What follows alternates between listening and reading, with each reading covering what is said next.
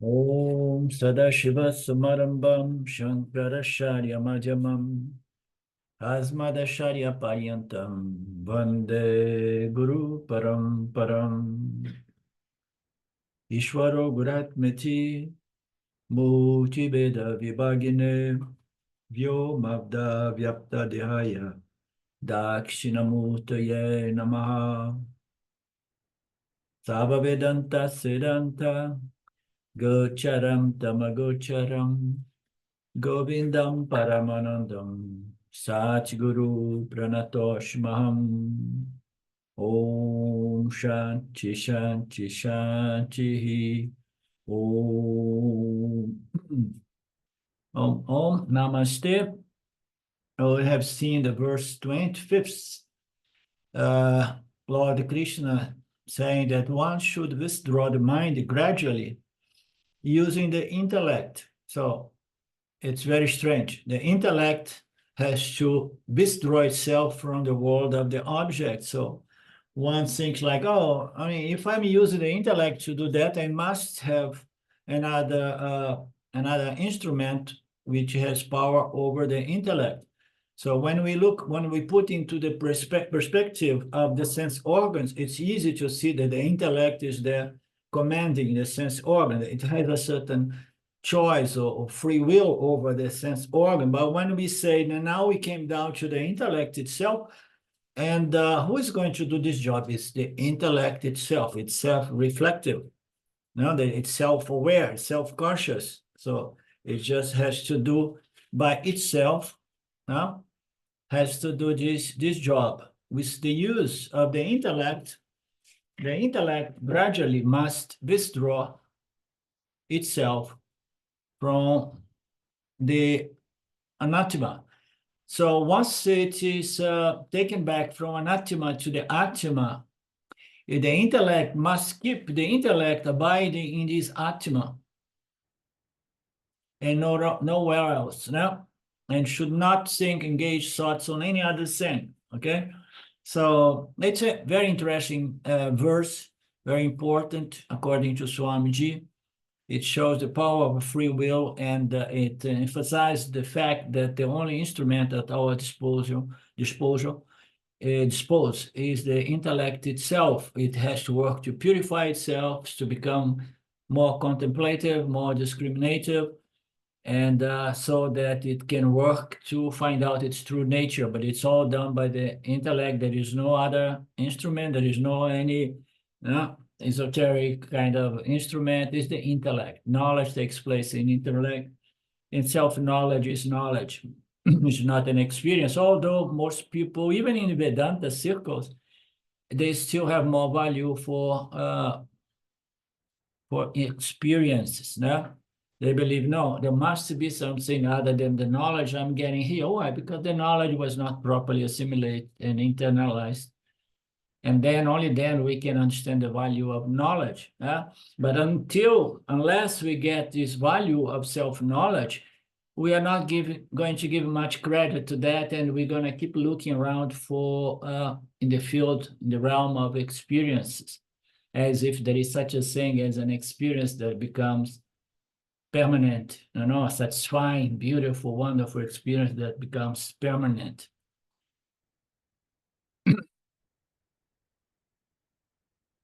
So it's only the intellect. The intellect is the only thing at our disposal to do this. The intellect is going to be tempted to go here and there, wherever there is opportunity to enjoy sense pleasures.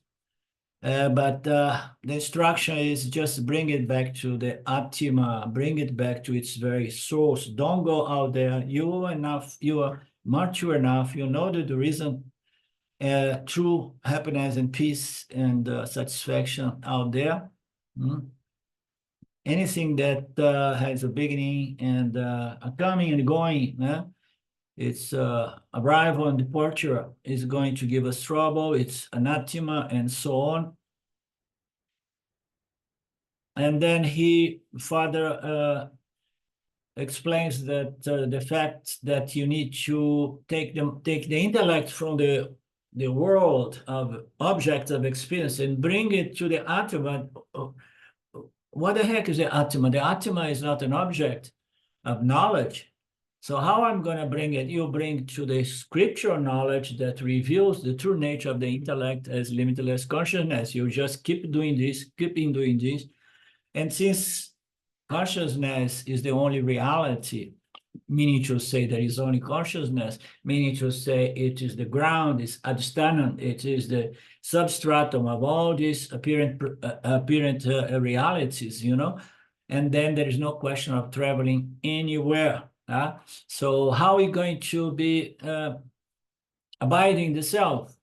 You don't need to do that, because self is what you are, your true nature. You just have to educate the mind to stop going out to look for objects of experience as a mean to complete and satisfy and you know, myself. Isn't it like that, Mark? Yes, it is, but the mind still goes out. Any little distraction in the sense organs and boom, the mind's out there once again. So yeah, it's bringing it back and training it. At the beginning, you remember now, the first step is it requires certain vigilance and effort. And then the mind gets educated to not go down there. Because you go there, you burn yourself. You go there, you burn yourself. You burn yourself. You're never fully satisfied. And then slowly, the mind develops vairagya, this passion towards sensory objects of experience. We need to learn either by love or by pain, by pleasure or by pain. We can have beautiful experience. I'm trying to translate an expression that makes more sense in Portuguese language. Forget about this one. Clip, how are you gonna abide in yourself? Just, you are always abiding the self, because you just stop entertaining thoughts, anatma thoughts. But I have to work. No, you have to entertain anatma thoughts, functional. You know, there was a guy called Ramesh Balsekar that came with this concept in his books long before, thinking mind and working mind. He was trying to make a teaching, but he made his only confusion. He says thinking mind is the mind that is thinking compulsively and you have no control. And the working mind is when you need to do a work, you need to have your mind. So there is deliberate thought and the undeliberate thought. And we need to avoid entertaining thoughts which connect to anatma whenever not necessary. Once it is necessary, you allow the mind to engage those thoughts to resolve a problem, because to live in the anatma meteor world is a process of resolving problems all the time. No?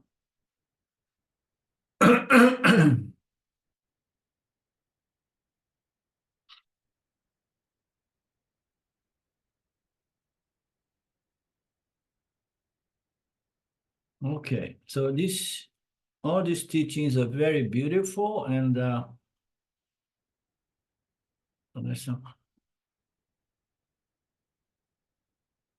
I remember he spoke a little bit about the clip as an experience. So what the thoughts center on the self, aham brahmasmi, aham chaitanya svarupa asmi.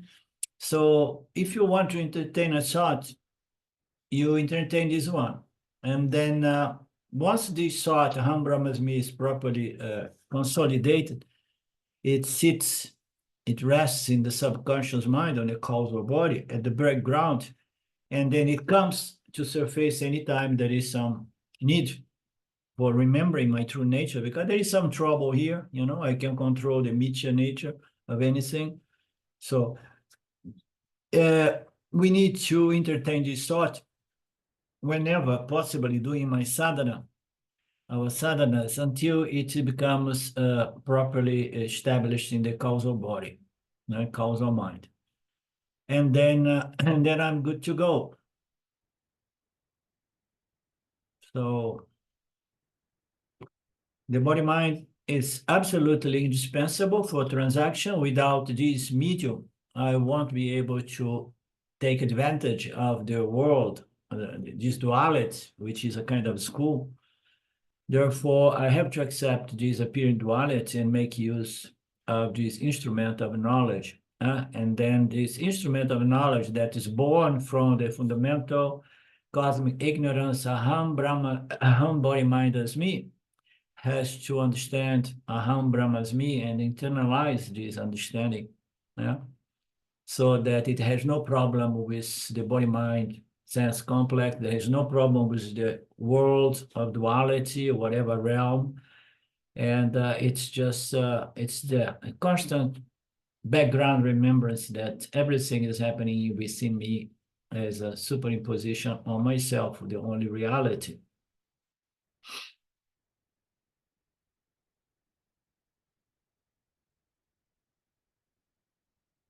The experience comes and goes. The experiencer as consciousness is eternally present. So that's important. These are all what mind abiding in myself, in the Atma, means. This is called akandara, vritti, all thoughts centered on the remembrance of my true nature, as Sachitananda is called akanda akara vritti. Because there is no subject-object division. So it's a thought in regards to myself, my true nature, so there is no division between I and my object of remembrance or my object of contemplation. I'm contemplating upon myself. So the knower, known, and knowledge is collapsed into one single Brit, yeah, Aham Brahmasmi, I'm of the nature of consciousness. So I become the thinker who is also the thought and the feeling of limitlessness or Ananda, which is a fragrance of myself. So all comes in one package.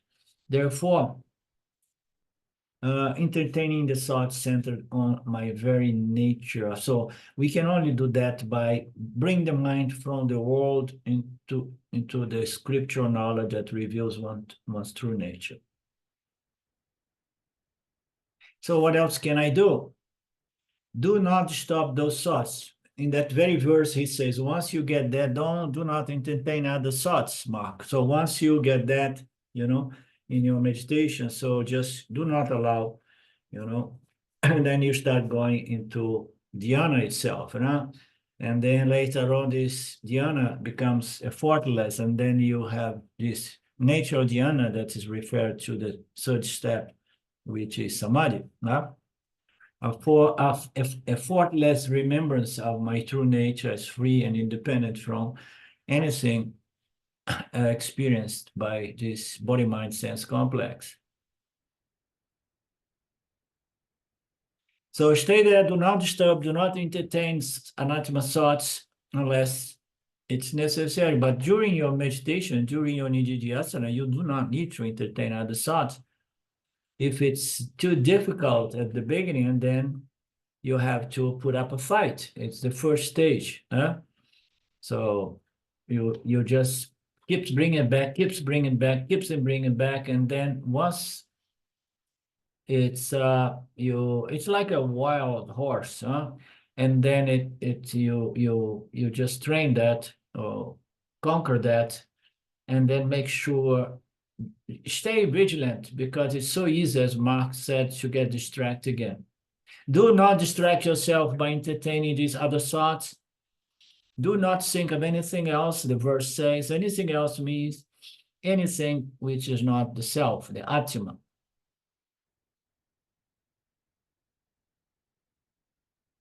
And then he says, be careful. There is potential confusion here. Do not think of any other thing. Do not think of any anathema thought or object, Do not let the mind think of anything of this world. And he's trying to say, be careful. We are not talking about blankness. We are not talking about no mind. We are not talking about that. People may think that is a state of total thoughtlessness. Now, Vedanta does not encourage that. We do that every night when we go into deep sleep and we come back into the awakened state as ignorant as before. We need to engage this other thoughts, Vedantic, Upanishadic thoughts, which reveal to us our true free and limitless nature. And those thoughts can be presented or composed. There are so many different varieties of teachings that are all saying about the same thing. Therefore, Nididhyasana is bringing the mind, holding it on those flow of homogeneous. There is another expression that Swami says is thoughts of the same nature. I forgot that. It's thoughts, all of them in harmony with your nature, and you don't let any other thoughts which are based on the nature of the world. You just keep those thoughts. It's a flow of those thoughts of the same nature.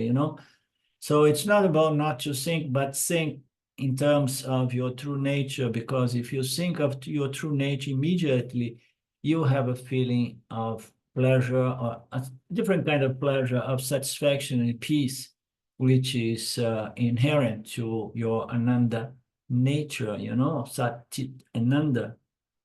So you must not entertain any thought other than self-thought.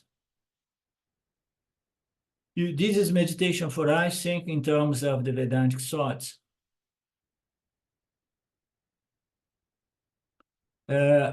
Thoughtless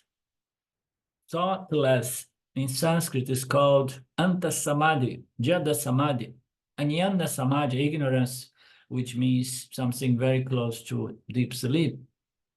You do not get any benefit from this samadhi in the same way you don't get any benefit from deep sleep, but you get a certain benefit from deep sleep, which is relaxation, restoration of the functions of the body mind. So deep sleep is very important. We need to get our everyday fix, and but in terms of removal of self-ignorance, it does not do the job, and Nirvikalpa Samadhi does not do the job either. Okay.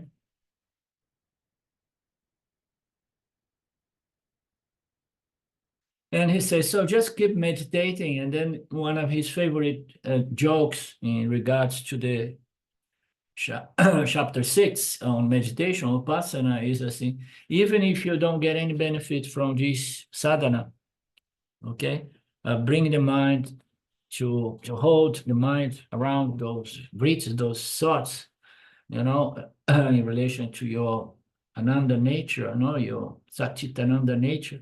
You keep doing that. Oh, but I'm not getting much benefit. It's gonna come. Don't worry. Meanwhile, other people are getting benefit. Yeah.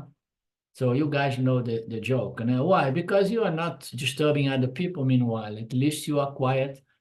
Make an effort to control your problematic mind. Huh? So it's good. Meditate for the sake of benefiting the others. Therefore, meditation does not give you any spiritual benefit. Which meditation? The blankness, thoughtlessness, total silence, emptiness, void, no mind. It does not give spiritual benefit. It gives relaxation to the body mind. And that's why people do. Why? Because everybody wants to feel better. And almost nobody will understand that if you get to know your true nature, you're gonna feel much better, without having to do sadhana once you know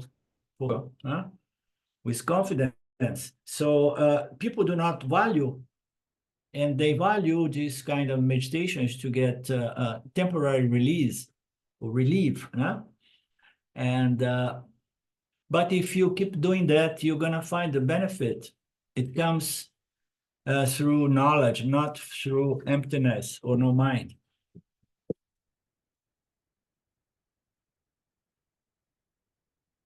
And then he says, meditation is called to be spiritual meditation when the thought is centered on what? The spirit. So it's since a while I got it. One of those things that you get it, because if you start sharing this knowledge, these scriptures, I mean, again and again, Ishvara makes your mind very inspirational. I mean, you get inspiration from the scripture, and then you see clarity comes, words coming, you know, and insights come. It's since a long time that came to my mind that spirituality, what is spirituality? It's not about learning or trying to have subtler or more subtle dualities or experience. Spirituality is get to know the spirit of things. What is the spirit? Spirituality is to know the spirit, okay? And Vedanta says, yeah, you need to know the spirit, which is not, it's not the subtle body or the mind or the intellect or the field of energies, you know, that structure all dimensions. And it's not about that. It's the spirit, the adsthanam, the ground, the support of all of that. So what is spirituality? Is a search, an inquiry into the nature of the spirit. What is the spirit? It's consciousness. Philosophically speaking, is existence itself, and it's the only reality. Therefore, it is the spirit. And Vedanta goes one step over and say, a spiritual meditation begins when you start contemplate on the nature of the spirit. What is the spirit? Oh, it's consciousness. Great. Oh, it's consciousness. Oh, I am conscious. So, okay, and then I have to understand consciousness. Now, then I have to understand the mind. So, and then the confusion between the mind and consciousness and so on. So Vedanta goes a step over, deeper, and says, you want to become a spiritual seeker, you just inquire into the nature of the spirit, which is consciousness. But if you want to succeed, you need to become a religious spiritual seeker. When you bring religiousness, and then you are just saying, I want to understand what is the spirit. And I know that spirit is God. I need to understand God. You understand? I'm searching for God. How so? Saguna God and Nirguna God. Why? Because I heard that my nature is the Atma, which is identical to Paramatma. So my Jiva Atma is identical to Ishvara Atma and Paramatma or Brahma Atma. So I want to be a religious spiritual seeker rather than a spiritual seeker only, because if I search for the nature of God, Saguna Nirguna Brahman, my ego is purifying very rapidly because, you know, I understood that there is a relationship between a creator and the creature in this apparent order reality. So religiousness is going to come to take care of the ego because he's submitting himself to the higher intelligence that brought us here to try to understand the spirit, try to understand the spirit by passing the desire to understand God or Brahman is a great risk. You understand? The ego usually remains like that, you know. In the end, he believes that, you know, there is no need for Shvara, no need for Brahman. All there is consciousness, and there is a lot of people doing this talk in the New Age environment. You understand, Mark? Yes, I do. Yeah. I sometimes listen to a bit of Neo Advaita, and that's exactly what's going on. Yeah. Ishvara's just thrown out of the window, really. Forget about those guys. Yeah. Let me go back here.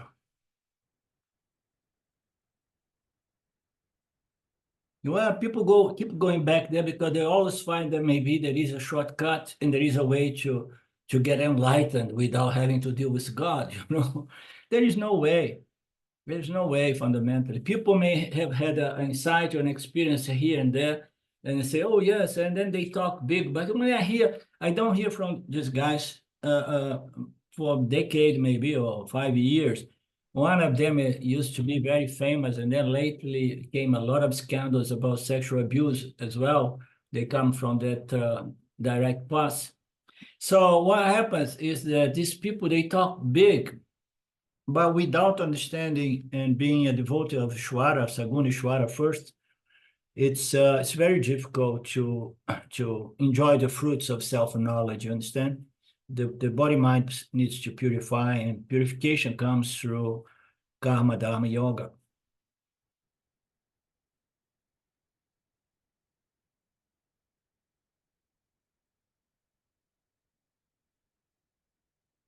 So I need to look for the spirit. Where is it? Centered on the spirit. The spirit is the self, is consciousness, is Brahman. Therefore, atmastam manaha. Ba, ba, ba, ba, ba, ba. I don't know Sanskrit. Verse 26, one should bring back this fickle, unsteady mind under the control of oneself by restraining from those objects due to which the mind goes out. So now, before he was saying, you bring the mind to your object of contemplation, which is your true nature as such Ananda. Yeah? So now, and once your mind is, is somehow under control, you do not entertain any other thought. Yeah? And then here he says you should bring this mind under the control of your intellect, by restraining from those objects due to which the mind goes out. So now he's saying like the mind is going out because the mind has what? Inner desires for objects, subtle desire for objects, and there are objects as well. The objects are going to go out. So it's more or less the repetition of the verse 25. So restraining from those objects due to which the mind goes out. So it's more in terms of sensory control. But when we are doing this nididhyasana, there are two kinds of meditation, as we know, of nididhyasana. One is sitting in the comfort of your peaceful puja room or your peaceful meditation room, and another is while interacting, transacting in the world. So the second is more difficult. Therefore, we invite to begin with the first one. Now, sitting, we do this. So when we are sitting and doing this meditation, we are not having any contact with physical, tangible objects, but they appear in the mind. So the mind is going to try to remember, this and that was so wonderful now. So I want more, I want it again, and so on. So you still controlling your sense organs from going into those desirable objects that are there as a memory, as a thought. So it's more in terms of control of the sense organs. Now, the sense instruments have no access, but the objects are within, they have the energy of desire still latent around them. And then you just say, no, no, no, thank you, no, no. So that's why we say that while studying the scriptures, when the teacher is talking about Aksima Svarupa, the nature of the self, if the student is going along with the teacher, if the student is going along with the teacher and the student also entertains the same thought as the teacher says, your consciousness, what should the student think? He should say, yes, I am consciousness, you are consciousness. You should convert your consciousness to the first person. I am consciousness. The teacher says, Tattvamasi, you are that Atma. And then the student is following that train of teachings, of thoughts, of concepts. And then he finally understands. He says to the teacher, yes, yes, yes, Aham Brahmasmi. So what should the student think? One should say, yes, I convert your consciousness, Tattvamasi, into Aham Brahmasmi. The student should convert. And then that much personshiping is necessary. Personalship, what is this? Your conscious, the student should convert the second person to the first. That much personshiping is necessary. I don't understand this expression, but doesn't. I think they mean switching. Switching, no? Yeah.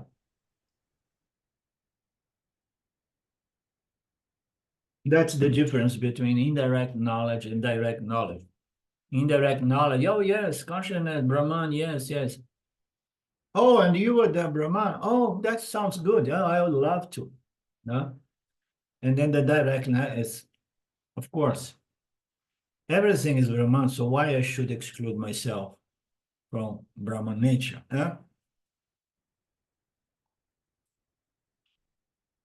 So what it says is that the mind, if the mind of the student is clear, if it is focused, purified, refined, it's going to follow the logic presented by the scriptures, by the guru, and then it's going to stay with it, stay with it, stay with it, stay with it, and then assimilation takes place more rapidly, okay? But if the student, in spite of having a guru unfolding the teachings, is there making a huge effort either to not fall asleep or to stop the mind from thinking on any other thing, too much rajas, too much tamas. Yeah? And then, of course, the benefit may be 30%, 40%, 20%. Yeah? It's some benefits there, otherwise the student does not come back. But if the mind is really prepared, prepped, and then the benefit is much higher. The student understands then the significance of the teaching. I am consciousness of limitless nature.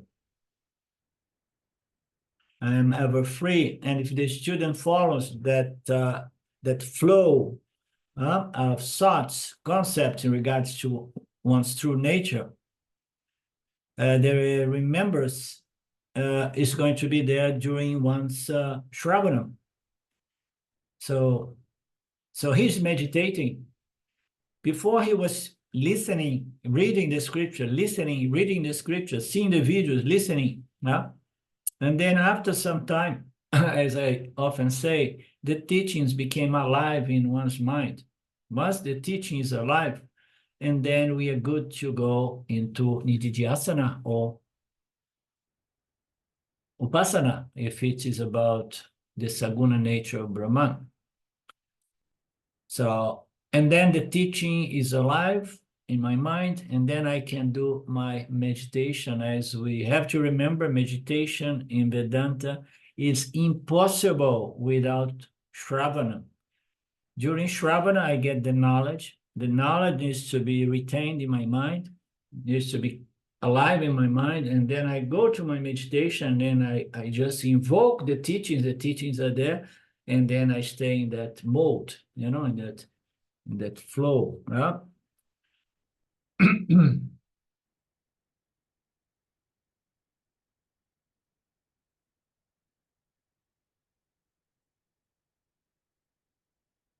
There's nothing to do with the position, the asana, the way you're going to sit or stand or upside down or whatever.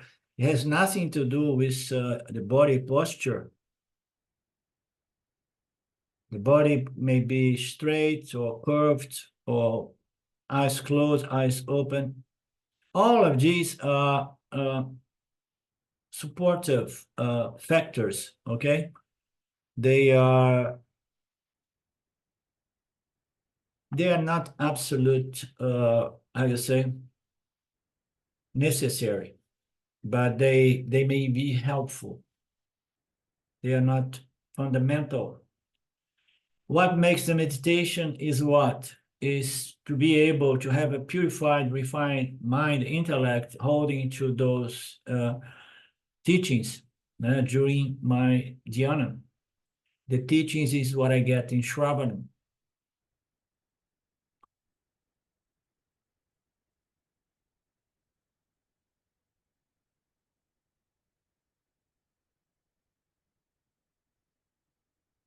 And then he tells a little story here. If it is an active Shravanam, what is an active Shravana? In which the student closely goes behind.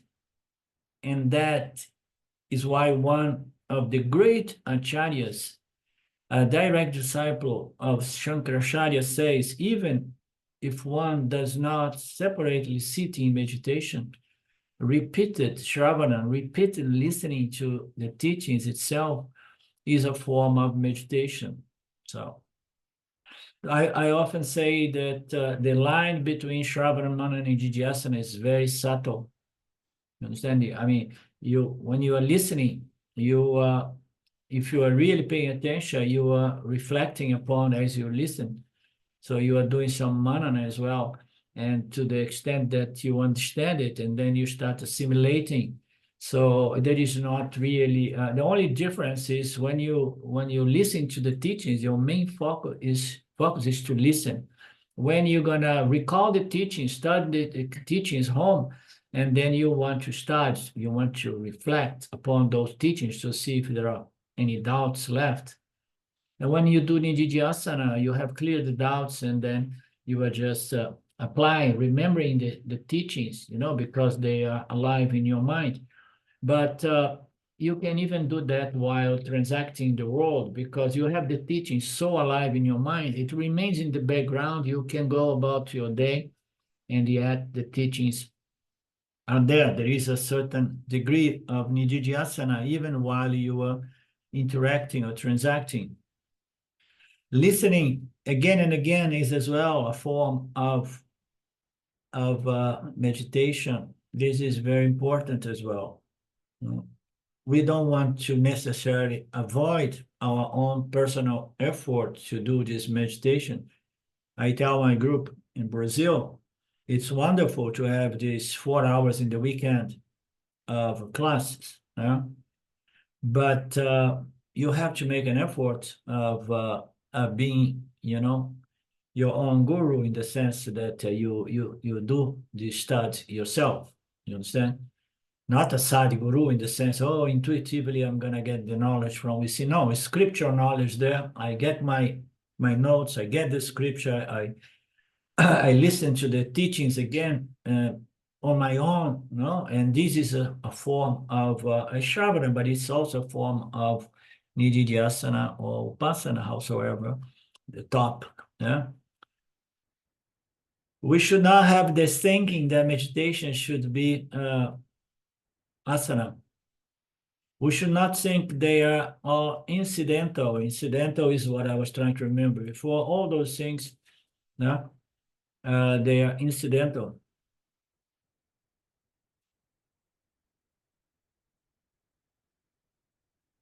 Meditation means the mind dwelling upon the teachings consistently. And here, in this sloka, Krishna says that the mind is dwelling on the teaching, the distractions are bound to come.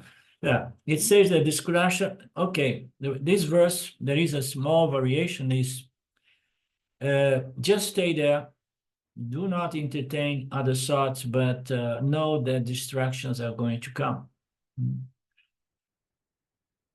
Arjuna himself will confess later on. He say, Krishna, my mind is worse than a monkey. My mind is ati chankalam. I do not think I will be able to restrain my mind. And Krishna says, do not feel bad about that. Welcome to the club. Everybody feels that way at the beginning, and sometimes at the middle as well. If your mind is restless, because everybody's mind is restless to begin with, know that you are not alone. Then at least you're going to have a sense of equanimity. Everybody's in the same boat. This is a universal problem every mind has. That's why it is incorporated in the Gita itself. The problem of the mind, the chapter 6 is highlighting the mind and the effort that's necessary to meditate, to contemplate. A lot of people say, it's much easier for me to listen than to meditate, and it's a fact. And no, I can't meditate. Vedanta is not about meditating. Nobody talks about Upasana. There is a talk about Nididhyasana, but even here, say, if you have enough Shravana becomes a Nididhyasana because you are bombarding your intellect with Shravana to the extent that, it's somehow, it does the job. Yeah? It's easier to listen to the teachings from the guru, definitely, than to try to invoke the teachings in your intellect by yourself, definitely. But comes a point that you become so obsessed that you cannot even get rid of that obsession. Krishna says, Kala Kankala Manaha Niskarati, the fickle, restless, extrovert mind will go out, yes. It's like a child running for butterflies or anything. The mother tries to call the child back, but the child will keep running. Such is the nature of the mind, infantile mind, the restless mind, volatile mind. It goes out. There are so many distractions in this world, isn't it? It's such a beautiful world with so many colors and shapes and forms. Huh? The child is like, ooh, he forgot. He forgot everything. And then he comes and he wants to taste the world again. Because of one sense object or other, the mind will be distracted. It may be to hear the horn of a car or anything will distract a meditator.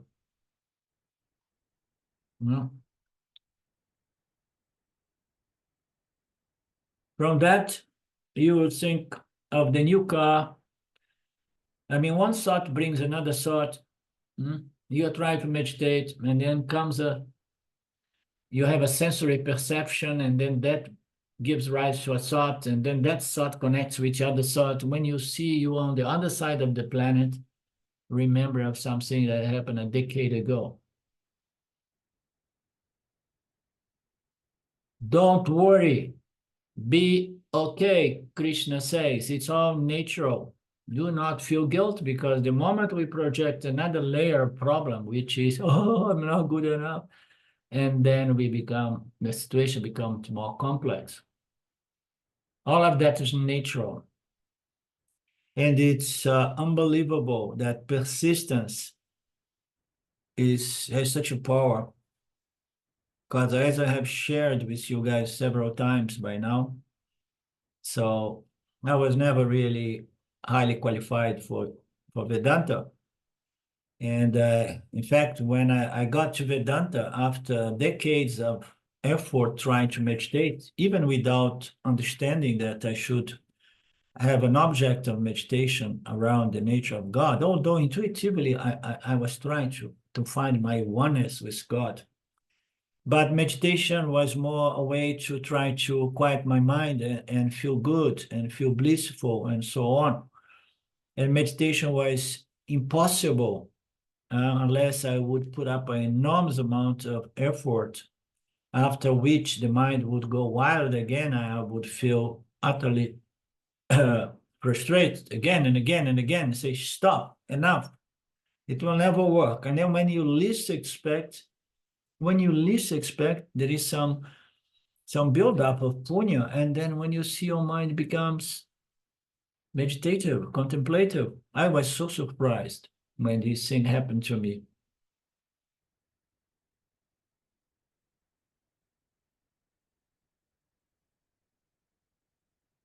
External factor needs to be inanimate, need not be inanimate. It can be a person as well.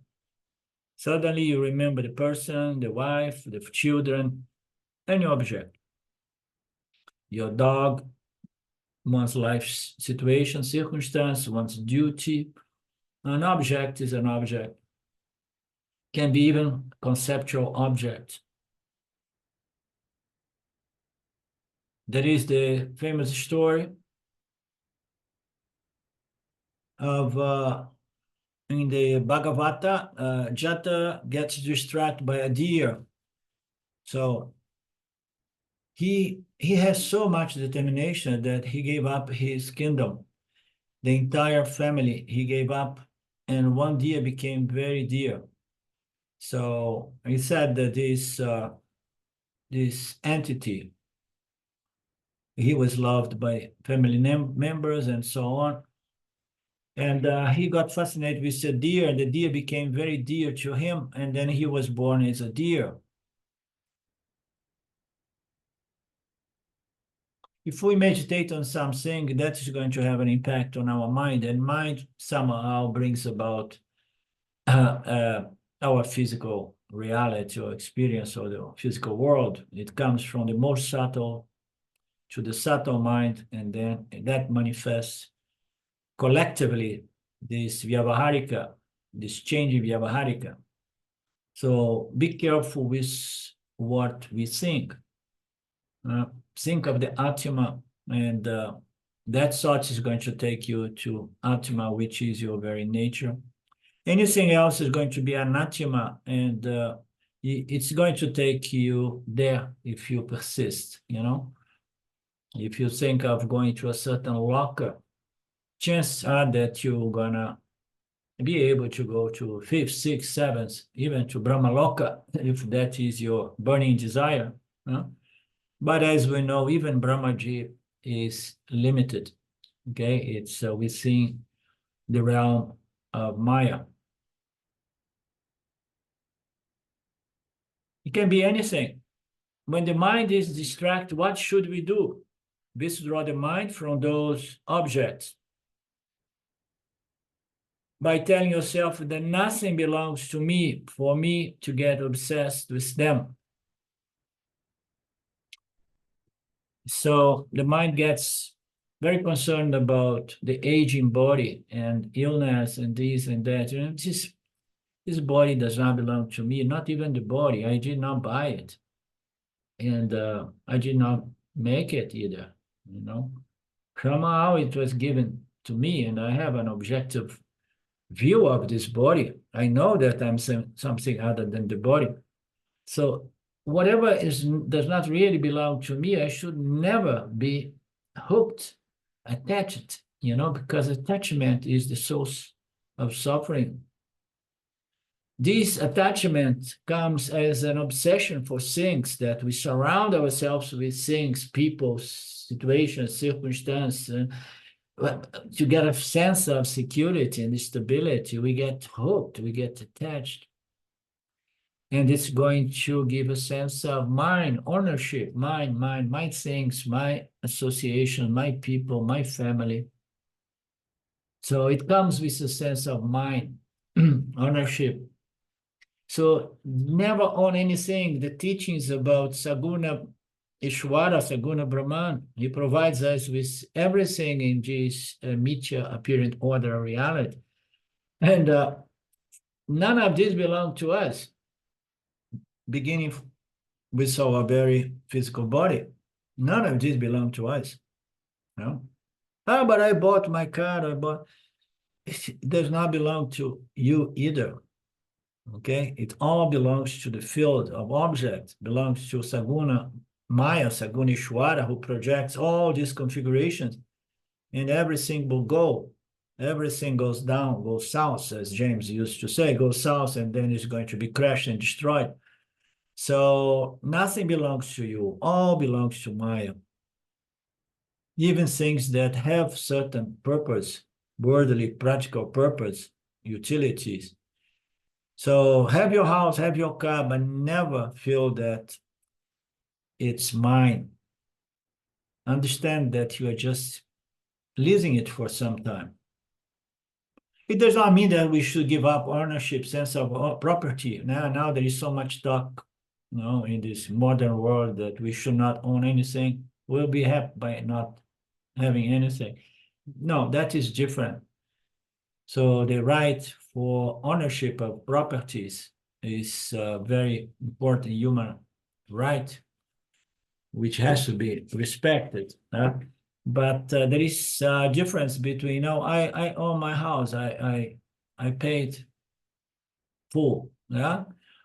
But even though the government can still take it away from you if you don't pay certain tax, which are increasing, by the way.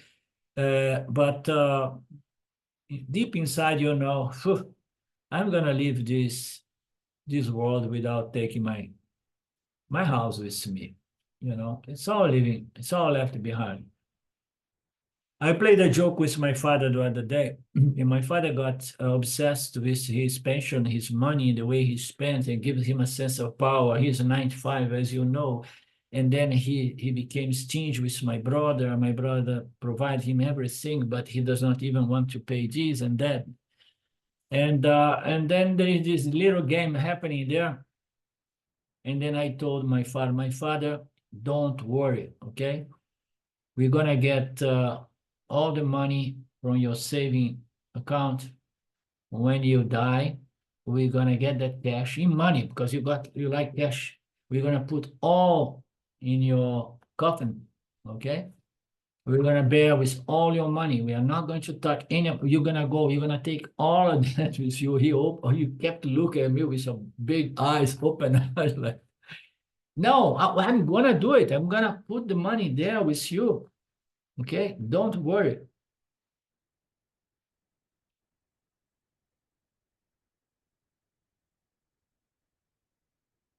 Okay, let ownership be a functional play, functional ownership, but in the innermost heart, let it be remembered, nothing really belongs to anyone here. It's all a projection of Maya.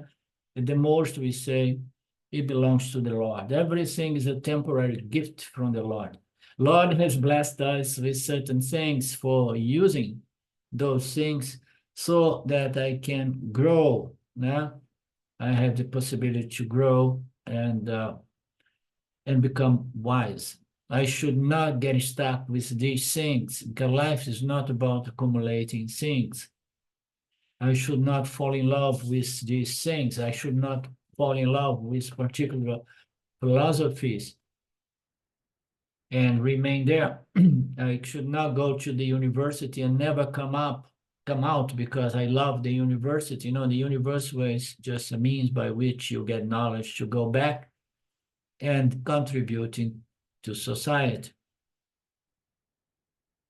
If you have this understanding, your teacher will be happy. The student says that he loves the teacher very much, so permanently sit there. Loving the teacher is one thing. Remaining in the class permanent with the teacher is another thing. Be careful with those gurus that want to be loved and appreciate, teachers that somehow know how to manipulate and hook the students, you know, so that they can feed on that devotional, infantile energy. True teacher does not play that game.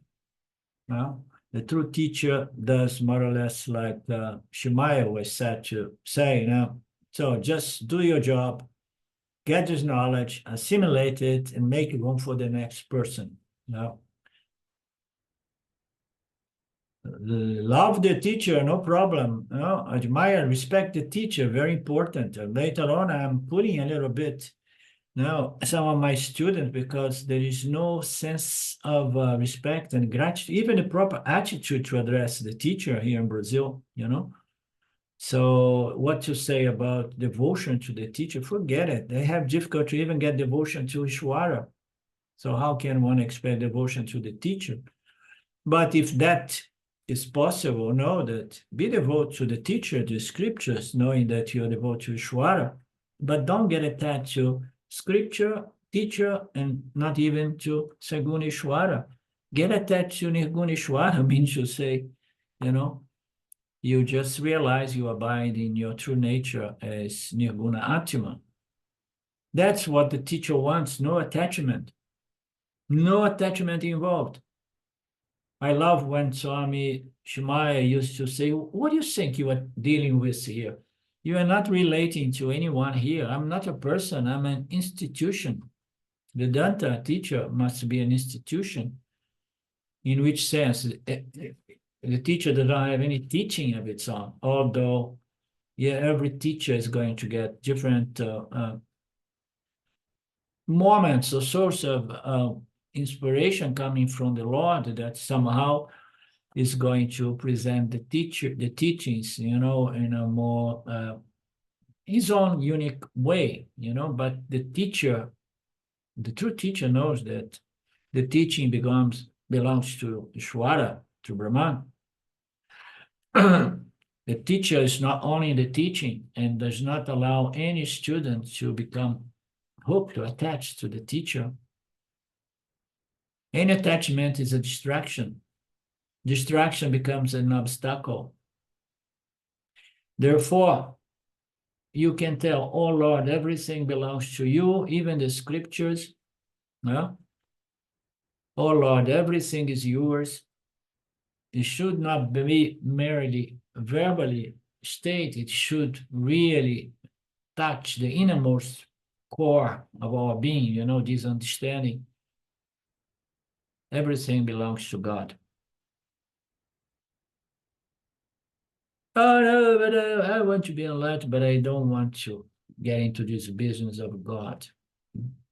God luck. Good luck.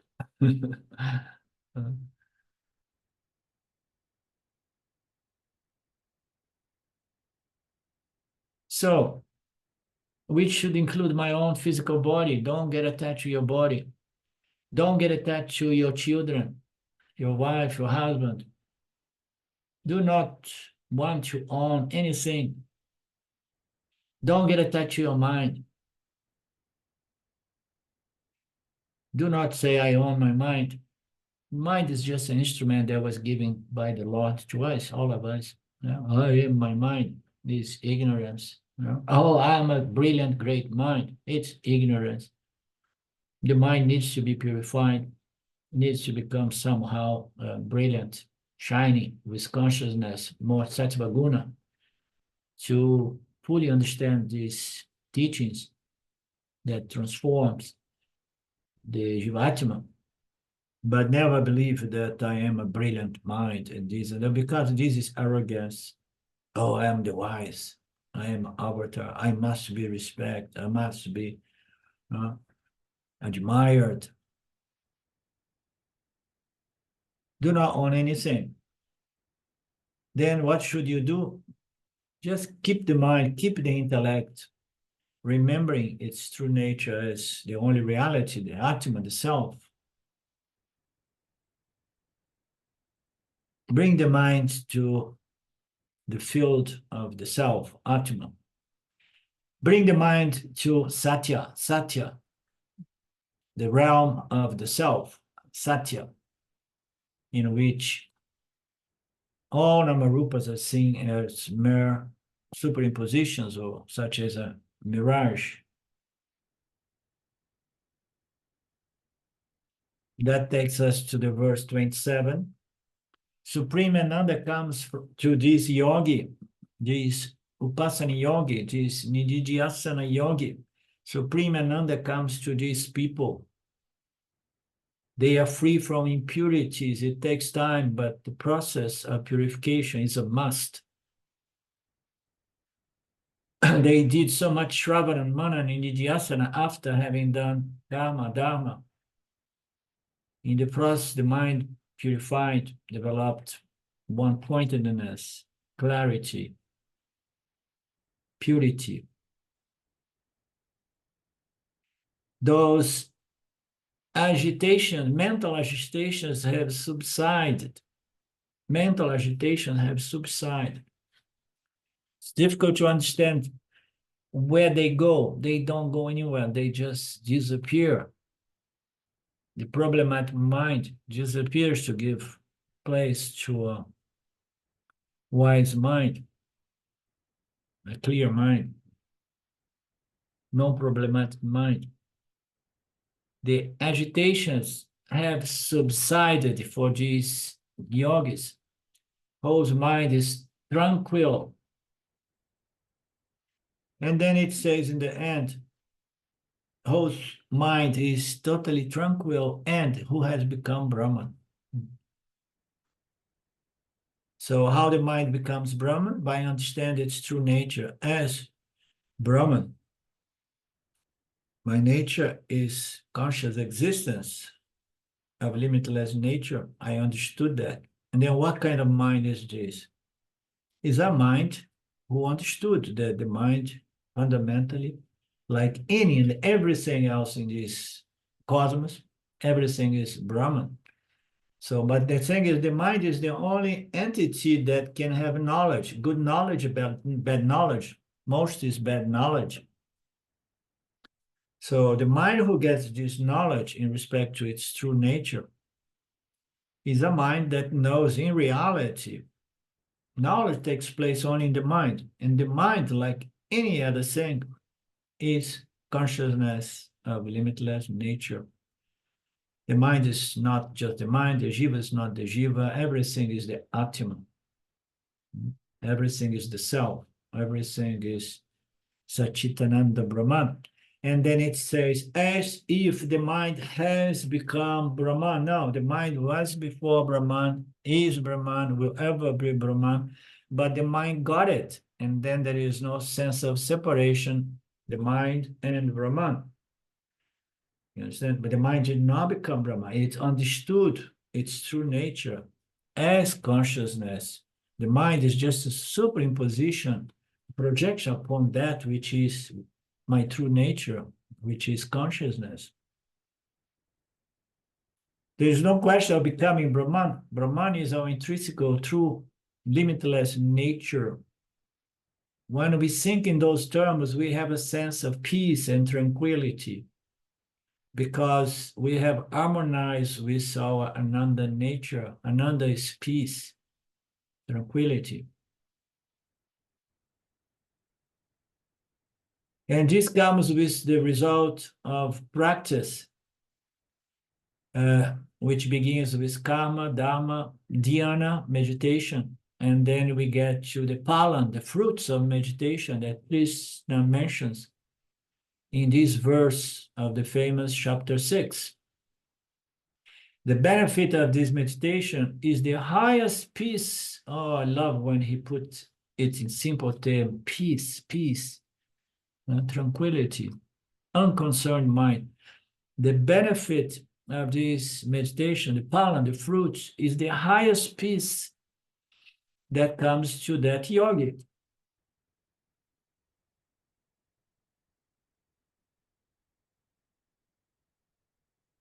Right?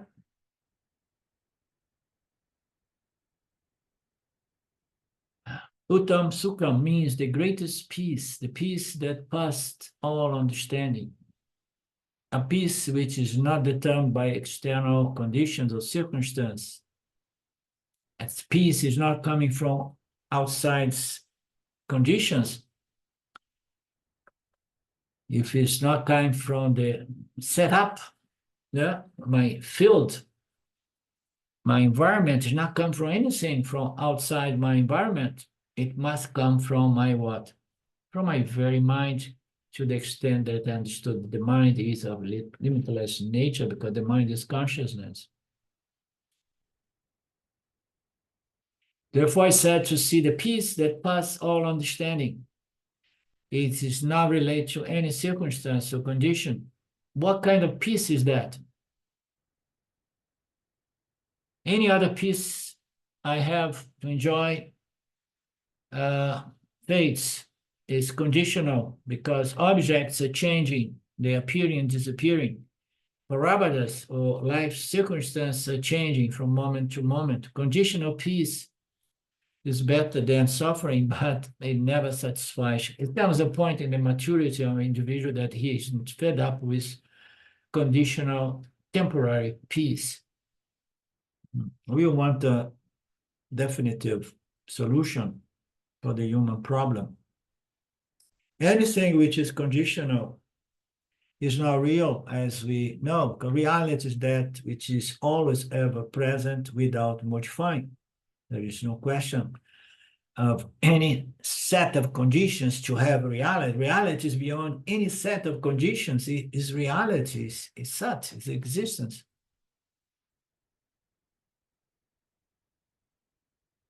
Conditional peace is not real. This is Vedantic lesson that you should never forget. What is reality? Is that which is unconditional. Anything that is conditional is relative, is changing, therefore is fake, false peace, false happiness. If you say I'm secure because I have now a lot of money, Vedanta will call it conditional security because it is because of money. There is a certain condition. If the government comes and takes your money, and then you lost your peace. Similarly, conditional happiness and so on. And Swami goes on, it's almost finishing here. Can I finish it or you guys have to go?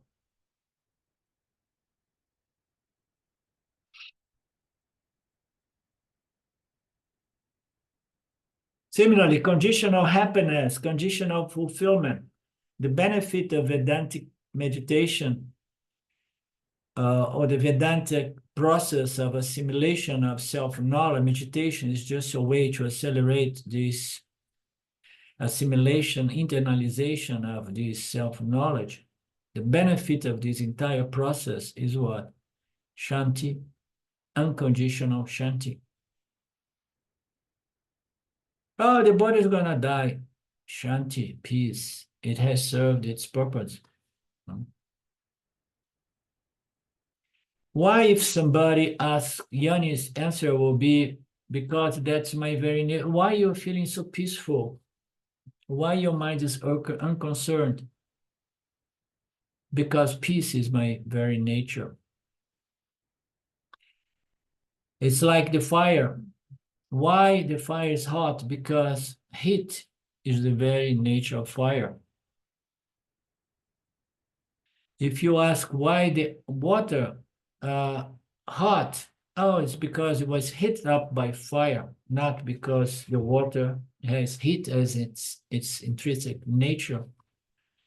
So our intrinsic nature is that which is never apart from what we are, and that is Shanti, peace, peace,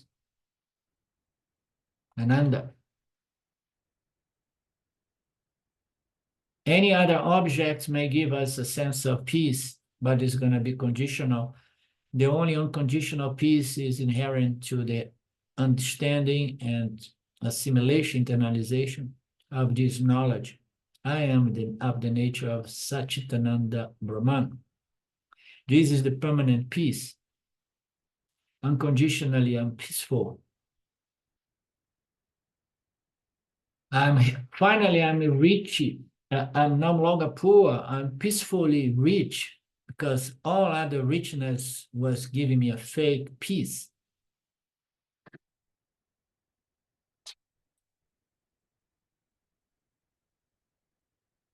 I'm going to be peaceful in the presence of money, no money, people, no people, house, no house. I'm peaceful now because it's my nature. I can never be apart from my nature. You understand the implications of this assimilation or not? I cannot be away from my inherent nature. Oh, but you are losing everything, but everybody's going to lose everything. Everybody is going to have to see, witness, the body now has to go. It may come suddenly or it may come well announced. Yeah?